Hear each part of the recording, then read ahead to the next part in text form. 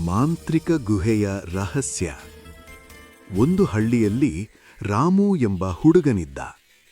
ಅವನು ಯಾವಾಗಲೂ ಹೊಸದನ್ನು ತಿಳಿಯಲು ಇಷ್ಟಪಡುತ್ತಿದ್ದ. ಒಂದು ದಿನ ಕಾಡಿನಲ್ಲಿ ಗುಹೆ ಕಂಡನು. ಗುಹೆಯ ಮೇಲೆ ಬರೆಯಲಾಗಿತ್ತು, ದಯೆಯ ಹೃದಯವಿರುವವನು ಮಾತ್ರ ಒಳಗೆ ಹೋಗಬಹುದು. ರಾಮು ಒಳಗೆ ಹೋದ. ಅಲ್ಲಿ ಬೆಳಕು, ಮಾತಾಡುವ ಪ್ರಾಣಿಗಳು, ಅದ್ಭುತ ಮರಗಳು ಕಂಡವು. ಒಂದು ಹಕ್ಕಿ ಹೇಳಿತು, ನೀನು ಜನರಿಗೆ ಸಹಾಯ ಮಾಡಿದರೆ ಗುಹೆಯ ಶಕ್ತಿ ನಿನಗೆ ಸಿಗುತ್ತದೆ. ಗುಹೆಯಲ್ಲಿ 3 ಪರೀಕ್ಷೆಗಳು ಇದ್ದವು. ಹಸಿದ ನಾಯಿಗೆ ಆಹಾರ ಕೊಡುವುದು, ಹಾವುಗಳಿರುವ ಕತ್ತಲೆಯ ದಾರಿಯಲ್ಲಿ ಧೈರ್ಯದಿಂದ ನಡೆಯುವುದು, ಮಾಂತ್ರಿಕ ಕನ್ನಡಿಗೆ ಸತ್ಯ ಹೇಳುವುದು. ರಾಮು ಎಲ್ಲ ಪರೀಕ್ಷೆಗಳನ್ನು ಪೂರೈಸಿದ. ಅವನಿಗೆ ಗುಹೆಯ ಶಕ್ತಿ ದೊರೆಯಿತು.